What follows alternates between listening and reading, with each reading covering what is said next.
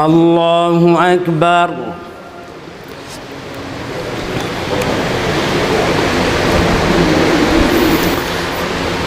الحمد لله رب العالمين الرحمن الرحيم مالك يوم الدين إياك نعبد وإياك نستعين اهدنا الصراط المستقيم صراط الذين أنعمت عليهم غير المغضوب عليهم ولا الضالين.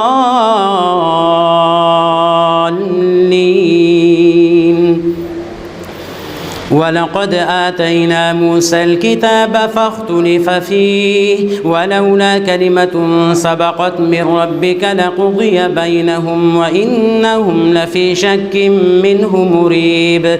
من عمل صالحا فلنفسه ومن أساء فعليها وما ربك بظلام للعبيد. إليه يرد علم الساعة وما تخرج من ثمرات من أكمامها وما تحمل من أنثى ولا تضع إلا بعلمه ويوم يناديهم أين شركائي قالوا آذناك ما منا من شهيد. وضل عنهم ما كانوا يدعون من قبل وظنوا ما لهم من محيص. لا يسأم الإنسان من دعاء الخير وإن مسه الشر فيئوس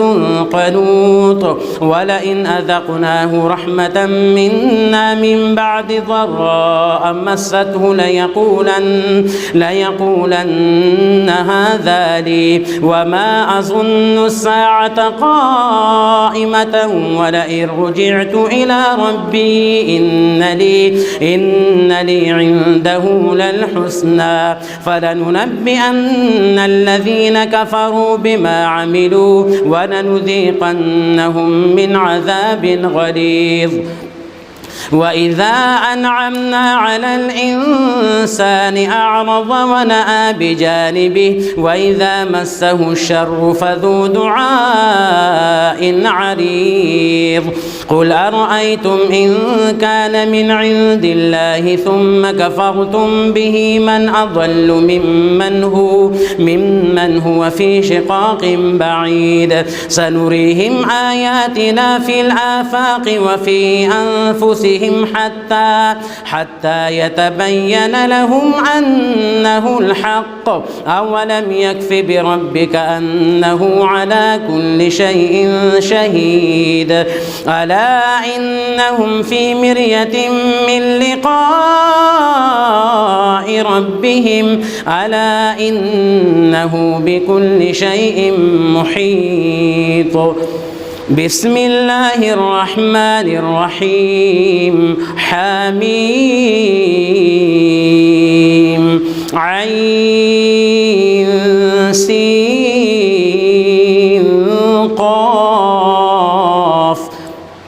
كذلك يوحي إليك وإلى الذين من قبلك الله العزيز الحكيم. له ما في السماوات وما في الأرض وهو العلي العظيم. تكاد السماوات يتفطرن من فوقهن والملائكة يسبحون بحمد ربهم ويستغفرون لمن في الأرض ألا إن الله هو الغفور الرحيم.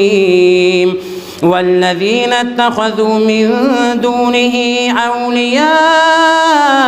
الله حفيظ عليهم وما أنت عليهم بوكيل. وكذلك أوحينا إليك قرآنا عربيا لتنذر أم القرى ومن حولها وتنذر يوم الجمع لا ريب فيه فريق في الجنة وفريق في السعير. ولو شاء الله لجعلهم أمة واحدة ولكن يدخل من يشاء في رحمته والظالمون ما لهم من ولي ولا نصير. أم اتخذوا من دونه أولياء فالله هو الولي وهو يحيي الموتى وهو على كل شيء قدير وما اختلفتم فيه من شيء فحكمه إلى الله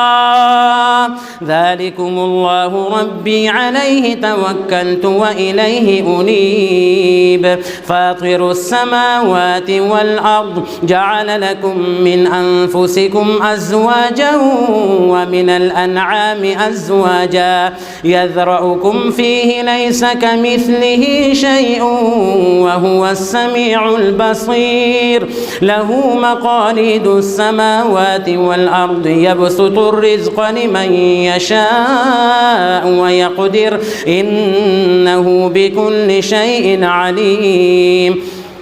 شرع لكم من الدين ما وصى به نوحا والذي أوحينا إليك وما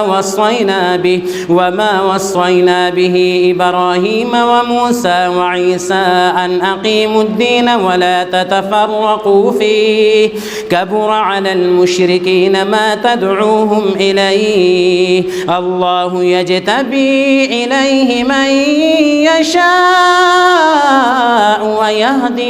ويهدي إليه من ينيب وما تفرقوا إلا من بعد ما جاءهم العلم بغيا بينهم ولولا كلمة سبقت من ربك إلى أجل مسمى لقضي بينهم وإن الذين أورثوا الكتاب من بعدهم لفي شك منه مريب فلذلك فادع واستقم كما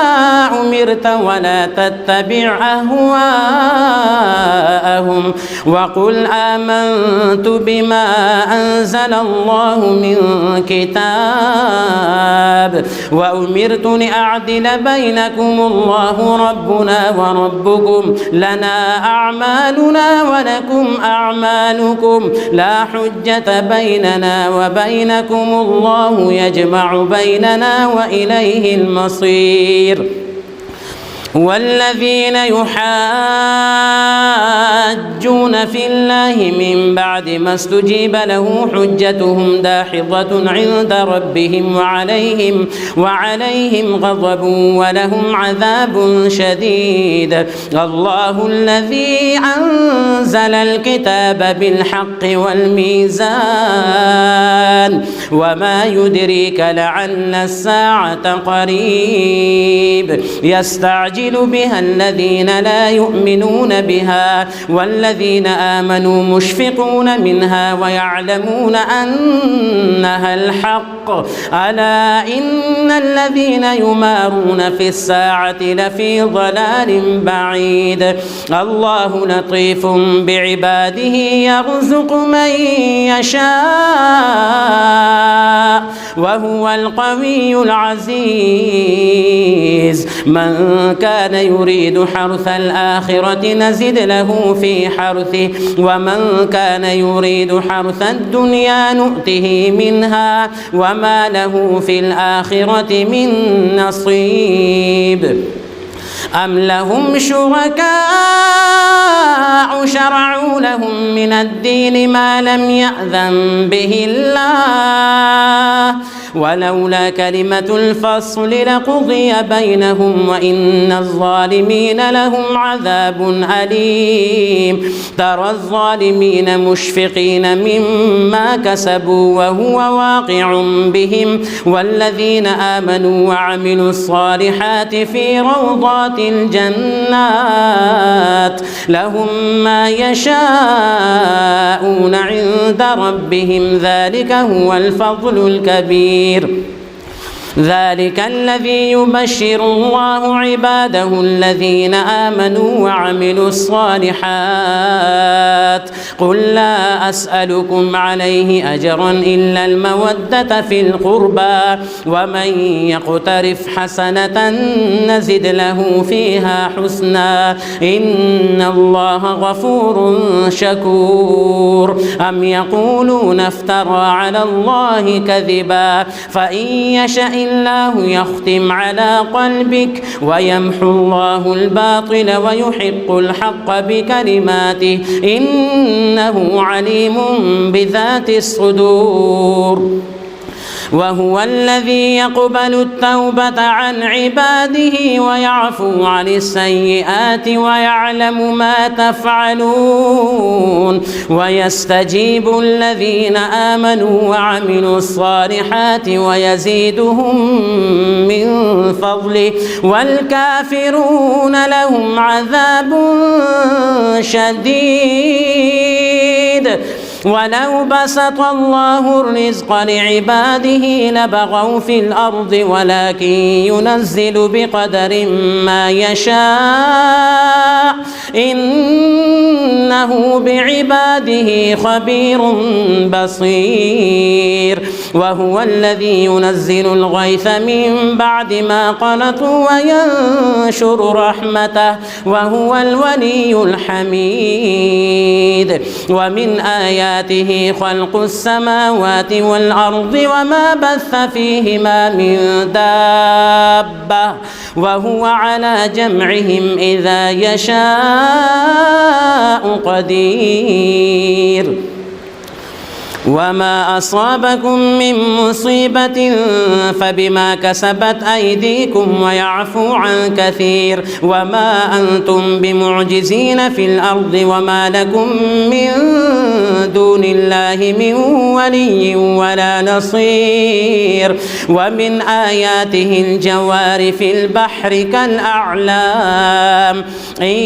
يشأ يسكن الريح فيظللن رواكد على ظهره إن في ذلك لآيات لكل صبار شكور. أو يوبقهن بما كسبوا ويعفو عن كثير ويعلم الذين يجادلون في آياتنا ما لهم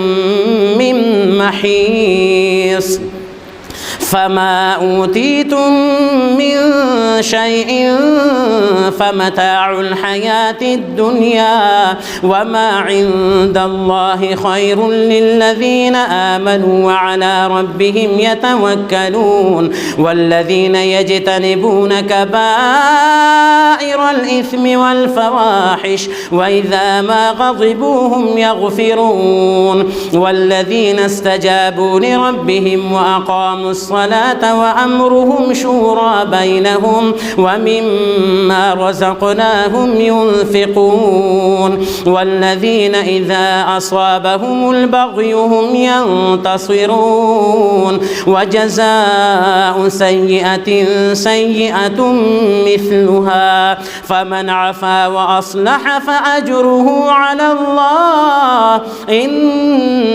إنه لا يحب الظالمين. ولمن انتصر بعد ظلمه فأولئك ما عليهم من سبيل إنما السبيل على الذين يظلمون الناس ويبغون في الأرض بغير الحق أولئك لهم عذاب أليم. ولمن صبر وغفر إن ذلك لمن عزم الأمور. ومن يضلل الله فما له من ولي من بعده. وترى الظالمين لما رأوا العذاب يقولون هل إلى مرد من سبيل. وتراهم يعرضون عليها خاشعين من الذل ينظرون من طرف خفي. وقال الذين آمنوا إن الخاسرين الذين خسروا أنفسهم وأهليهم يوم القيامة ألا إن الظالمين في عذاب مقيم. وما كان لهم من أولياء ينصرونهم من دون الله ومن يضلل الله فما له من سبيل. استجيبوا لربكم من قبل أن يأتي يوم لا مرد له من الله ما لكم من ملجأ يومئذ وما لكم من نكير. فإن أعرضوا فما أرسلناك عليهم حفيظا إن عليك إلا البلاغ وإنا إذا أذقنا الإنسان منا رحمة فرح بها وإن تصبهم سيئة بما قدمت أيديهم فإن الإنسان كفور لله ملك السماوات والأرض يخلق ما يشاء يهب لمن يشاء إناثا ويهب لمن يشاء الذكور أو يزوجهم ذكرانا وإناثا ويجعل من يشاء عقيما إنه عليم قدير وما كان لبشر أن يكلمه الله إلا وحيا أو من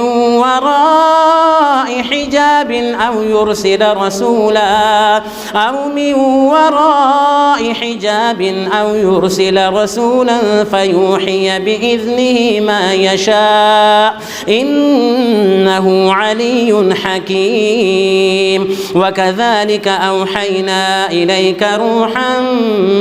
من أمرنا ما كنت تدري ما الكتاب ولا الإيمان ولكن جعلناه نورا نهدي به من نشاء من عبادنا وإنك لتهدي إلى صراط مستقيم صراط الله الذي له ما في السماوات وما في الأرض ألا إلى الله تصير الأمور بسم الله الرحمن الرحيم حميم والكتاب المبين إنا جعلناه قرآنا عربيا لعلكم تعقلون وإنه في أم الكتاب لدينا لعلي حكيم أفنضرب عنكم الذكر صفحا أن كنتم قوما مسرفين وكم أرسلنا من نبي في الأولين وما يأتيهم من نبي إلا كانوا به يستهزئون فأهلكنا أشد منهم بطشا ومضى مثل الأولين ولئن سألتهم من خلق السماوات والأرض ليقولن خلقهن العزيز العليم الذي جعل لكم الأرض مهدا وجعل لكم فيها سبلا لعلكم تهتدون والذي نزل من السماء ماء بقدر فأنشرنا به بلدة ميتا كذلك تخرجون والذي خلق الأزواج كلها وجعل لكم من الفلك والأنعام ما تركبون لتستووا على ظهوره ثم تذكروا نعمة ربكم إذا استويتم عليه وتقولوا سبحان الذي سخر لنا هذا وما كنا له مقرنين وإنا إلى ربنا لمنقلبون وجعلوا له من عباده جزءا إن الإنسان لكفور مبين أم اتخذ مما يخلق بنات وأصفاكم بالبنين وإذا بشر أحدهم بما ضرب للرحمن مثلا ظل وجهه مسودا وهو كظيم أومن ينشأ في الحلية وهو في الخصام غير مبين وجعلوا الملائكة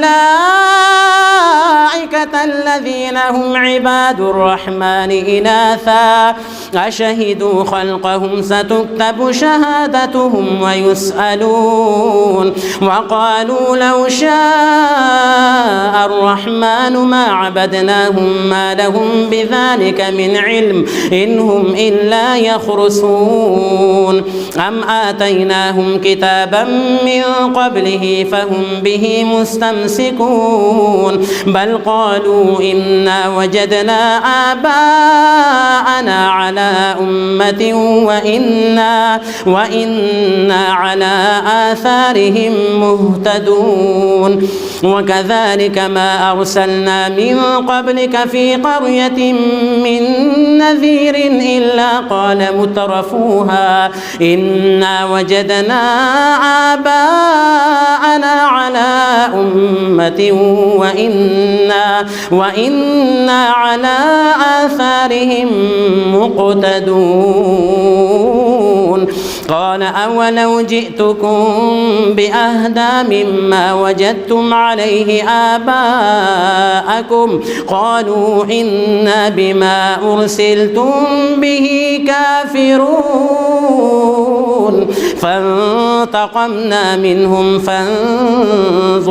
فانتقمنا منهم فانظر كيف كان عاقبة المكذبين وإذ قال إبراهيم لأبيه وقومه إنني براء مما تعبدون إلا الذي فطرني فإنه سيهدين وجعلها كلمة باقية في عقبه لعلهم يرجعون بل متعت هؤلاء وآباءهم حتى جاءهم الحق ورسول مبين ولما جاءهم الحق قالوا هذا سحر وإنا به كافرون وقالوا لولا نزل هذا القرآن على رجل من القريتين عظيم أهم يقسمون رحمة ربك نحن قسمنا بينهم معيشتهم في الحياة الدنيا ورفعنا بعضهم فوق بعض درجات ليتخذ بعضهم بعضا سخريا ورحمة ربك خير مما يجمعون ولولا أن يكون الناس أمة واحدة لجعلنا لمن يكفر بالرحمن لبيوتهم سقفا من فضة ومعارج عليها يظهرون ولبيوتهم أبوابا وسررا عليها يتكئون وزخرفا وإن كل ذلك لما متاع الحياة الدنيا والآخرة عند ربك للمتقين ومن يعش عن ذكر الرحمن نقيض له شيطانا فهو له قرين وإنهم ليصدونهم عن السبيل ويحسبون أنهم مهتدون حتى إذا جاءنا قال يا ليت بيني وبينك بعد المشرقين فبئس القرين ولن ينفعكم اليوم إذ ظلمتم أنكم في العذاب مشتركون أفأنت تسمع الصم أو تهدي العمي ومن كان في ضلال مبين فإما نذهبن بك فإنا منهم منتقمون أو نرينك الذي وعدناهم فإنا عليهم مقتدرون فاستمسك بالذي أوحي إليك إنك على صراط مستقيم وإنه لذكر لك ولقومك وسوف تسألون واسأل من أرسلنا من قبلك من رسلنا أجعلنا من دون الرحمن آلهة يعبدون ولقد أرسلنا موسى بآياتنا إلى فرعون وملئه فقال إني رسول رب العالمين فلما جاءهم بآياتنا إذا هم منها يضحكون وما نريهم من آية إلا هي أكبر من أختها وأخذناهم بالعذاب لعلهم يرجعون وقالوا يا أيها الساحر ادع لنا ربك بما عهد عندك إننا لمهتدون فلما كشفنا عنهم العذاب إذا هم ينكثون ونادى فرعون في قومه قال يا قوم أليس لي ملك مصر وهذه الأنهار تجري من تحتي أفلا تبصرون أم أنا خير من هذا الذي هو مهين ولا يكاد يبين فلولا ألقي عليه أسورة من ذهب أو جاء معه الملائكة مقترنين فاستخف قومه فأطاعوه إنهم كانوا قوما فاسقين فلما آسفونا انتقمنا منهم فأغرقناهم أجمعين فجعلناهم سلفا ومثلا للآخرين ولما ضرب ابن مريم مثلا إذا قومك منه يصدون وقالوا أآلهتنا خير أم هو ما ضربوه لك إلا جدلا بل هم قوم خصمون إن هو إلا عبد أنعمنا عليه وجعلناه مثلا لبني إسرائيل ولو نشاء لجعلنا منكم ملائكة في الأرض يخلفون وإنه لعلم للساعة فلا تمترن بها واتبعون هذا صراط مستقيم ولا يسدنكم الشيطان إنه لكم عدو مبين ولما جاء عيسى بالبينات قال قد جئتكم بالحكمة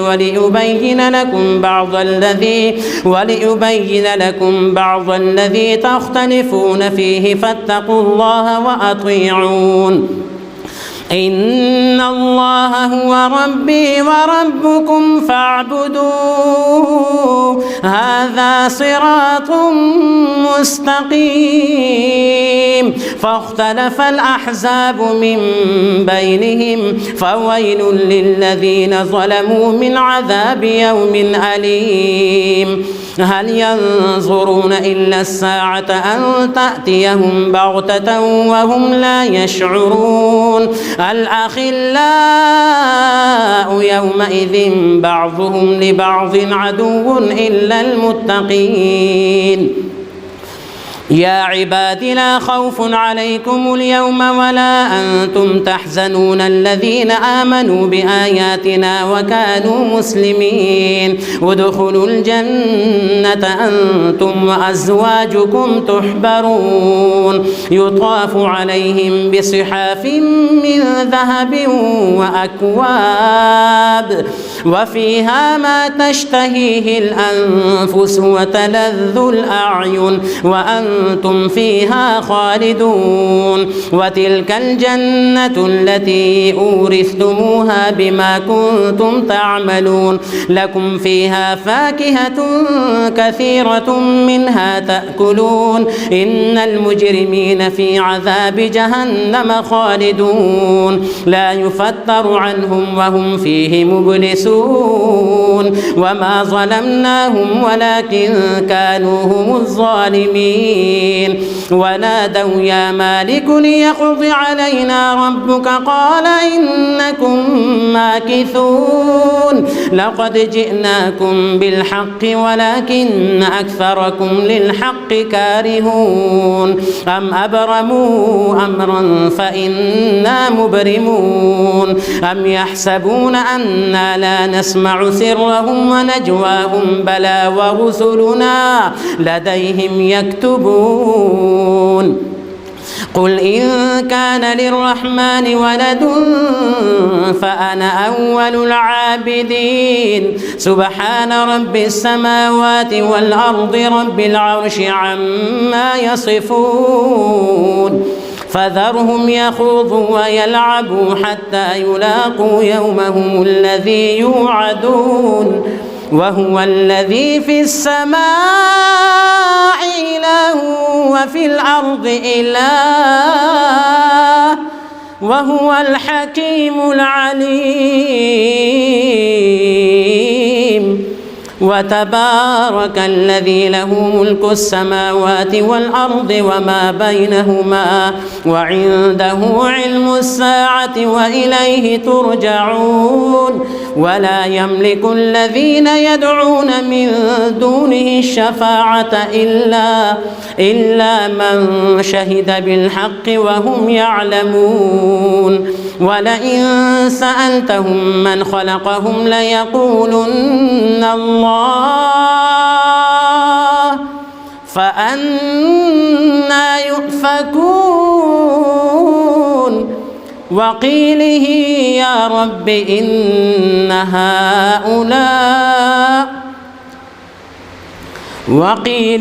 يا رب إن هؤلاء قوم لا يؤمنون فاصفح عنهم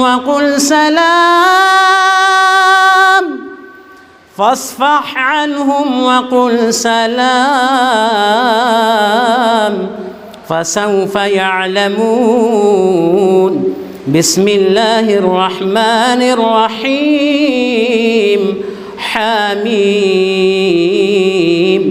والكتاب المبين إنا أنزلناه في ليلة مباركة إنا كنا منذرين فيها يفرق كل أمر حكيم أمرا من عندنا إنا كنا مرسلين رحمة من ربك إنه هو السميع العليم رب السماوات والأرض وما بينهما إن كنتم موقنين لا إله إلا هو يحيي ويميت ربكم ورب آبائكم الأولين بل هم في شك يلعبون فارتقب يوم تأتي السماء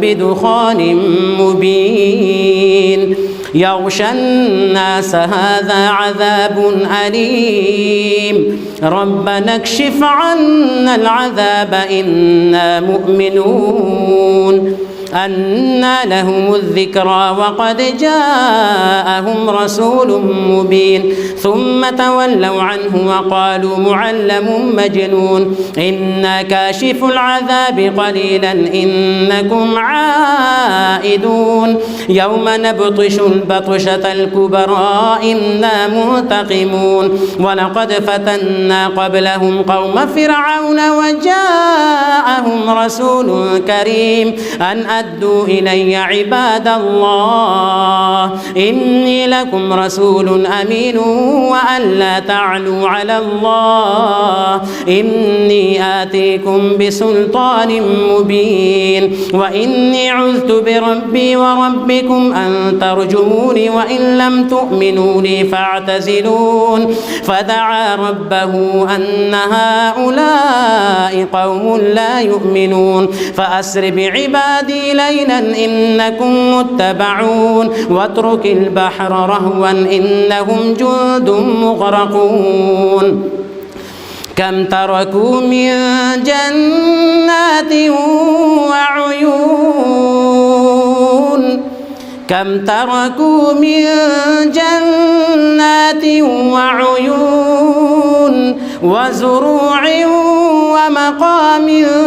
كريم ونعمة كانوا فيها فاكهين كذلك وأورثناها قوما آخرين فما بكت عليهم السماء والأرض وما كانوا منظرين ولقد نجينا بني إسرائيل من العذاب المهين من فرعون إنه كان عاليا من المسرفين ولقد اخترناهم على علم على العالمين وآتيناهم من الآيات ما فيه بلاء مبين إن هؤلاء ليقولون إن هي إلا موتتنا الأولى وما نحن بمنشرين فأتوا بآبائنا إن كنتم صادقين أهم خير أم قوم تبع والذين من قبلهم أهلكناهم إنهم كانوا مجرمين وما خلقنا السماوات والأرض وما بينهما لاعبين ما خلقناهما إلا بالحق ولكن أكثرهم لا يعلمون إن يوم الفصل ميقاتهم أجمعين يوم لا يغني مولى عن مولى شيئا ولا هم ينصرون إلا من رحم الله إلا من رحم الله إنه هو العزيز الرحيم إن شجرة الزقوم طعام الأثيم كالمهل يغلي في البطون كغلي الحميم خذوه فاعتلوه إلى سواء الجحيم ثم صبوا فوق رأسه من عذاب الحميم ذق إنك أنت العزيز الكريم إن هذا ما كنتم به تمترون إن المتقين في مقام أمين في جنات وعيون يلبسون من سندس واستبرق متقابلين كذلك وزوجناهم بحور عين يدعون فيها بكل فاكهة آمنين لا يذوقون فيها الموت إلا الموتة الأولى ووقاهم عذاب الجحيم فضلا من ربك ذلك هو الفوز العظيم فإنما يسرناه بلسانك لعلهم يتذكرون فارتقب إنهم مرتقبون الله أكبر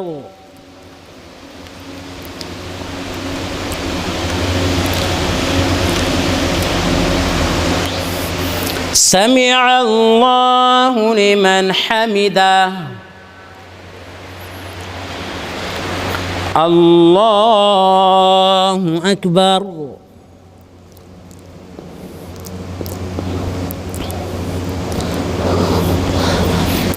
الله أكبر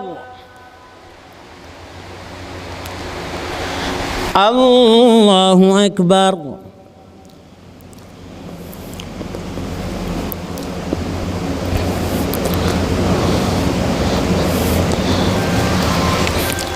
الله أكبر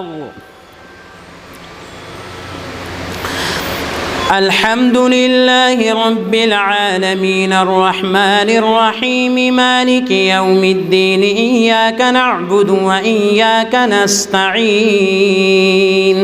اهدنا الصراط المستقيم صراط الذين أنعمت عليهم غير المغضوب عليهم ولا الضالين بسم الله الرحمن الرحيم حميم تنزيل الكتاب من الله العزيز الحكيم إن في السماوات والأرض لآيات للمؤمنين وفي خلقكم وما يبث من دابة آيات لقوم يوقنون واختلاف الليل والنهار وما أنزل الله من السماء من رزق فأحيا به الأرض بعد موتها وتصريف الرياح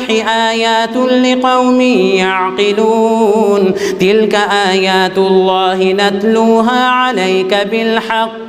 فبأي حديث بعد الله وآياته يؤمنون ويل لكل أفاك أثيم يسمع آيات الله تتلى عليه ثم يصر مستكبرا كأن لم يسمعها فبشره بعذاب أليم وإذا علم من آياتنا شيئا اتخذها هزوا أولئك لهم عذاب مهين من ورائهم جهنم ولا يغني عنهم ما كسبوا شيئا ولا ما اتخذوا من دون الله أولياء ولهم عذاب عظيم هذا هدى والذين كفروا بآيات ربهم لهم عذاب من رجز أليم الله الذي سخر لكم البحر لتجري الفلك فيه بأمره ولتبتغوا من فضله ولعلكم تشكرون وسخر لكم ما في السماوات وما في الأرض جميعا منه إن في ذلك لآيات لقوم يتفكرون قل للذين آمنوا يغفروا للذين لا يرجون أيام الله ليجزي قوما بما كانوا يكسبون من عمل صالحا فلنفسه ومن أساء فعليها ثم إلى ربكم ترجعون ولقد آتينا بني إسرائيل الكتاب والحكم والنبوة ورزقناهم من الطيبات وفضلناهم على العالمين وآتيناهم بينات من الأمر فما اختلفوا إلا من بعد ما جاءهم العلم بغيا بينهم إن ربك يقضي بينهم يوم القيامة فيما كانوا فيه يختلفون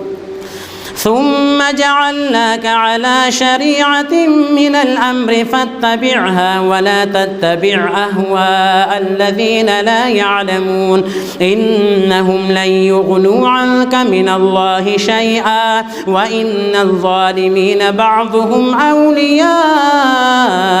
بعض والله ولي المتقين هذا بصائر للناس وهدى ورحمة لقوم يوقنون أم حسب الذين اجترحوا السيئات أن نجعلهم كالذين آمنوا وعملوا الصالحات سواء محياهم ومماتهم ساء ما يحكمون وخلق الله السماوات والأرض بالحق ولتجزى كل نفس بما كسبت وهم لا يظلمون أفرأيت من اتخذ إلهه هواه وأضله الله على علم وختم على سمعه وقلبه وجعل على بصره غشاوة فمن يهديه من بعد الله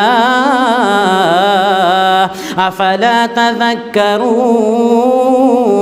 وقالوا ما هي إلا حياتنا الدنيا نموت ونحيا وما وما يهلكنا إلا الدهر وما لهم بذلك من علم إن هم إلا يظنون وإذا تتلى عليهم آياتنا بينات ما كان حجتهم إلا أن قالوا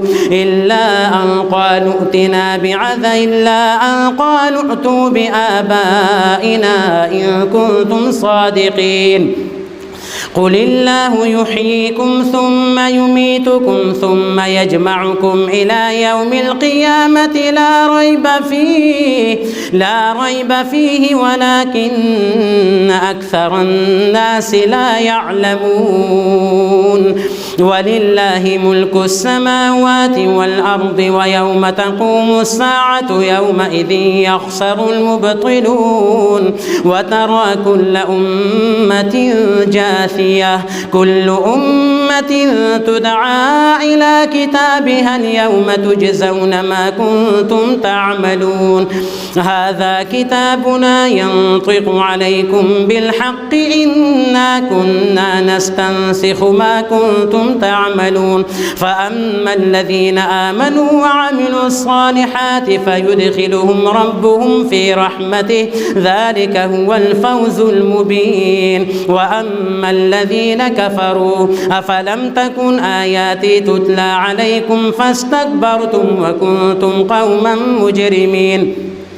وإذا قيل إن وعد الله حق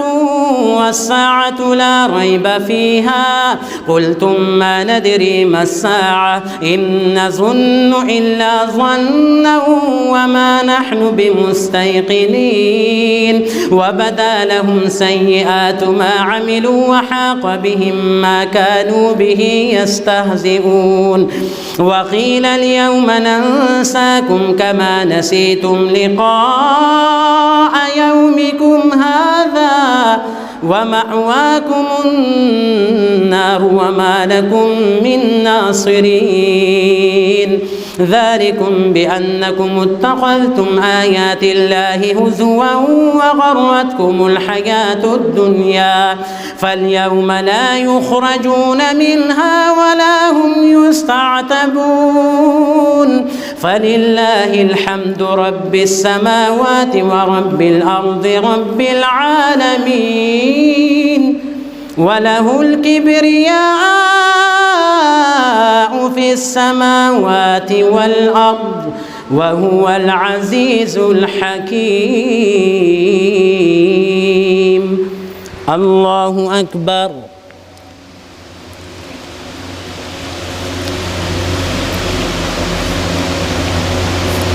سمع الله لمن حمده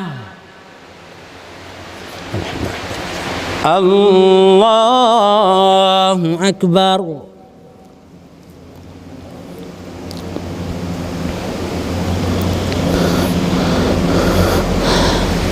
الله أكبر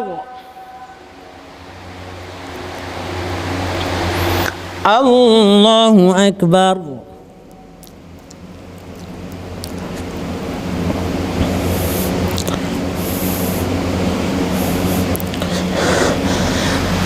الله أكبر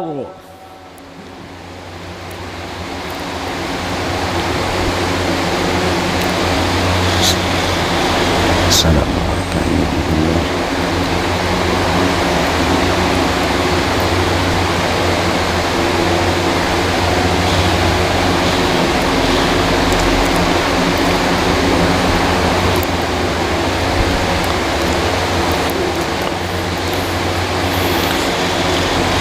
السلام عليكم ورحمة الله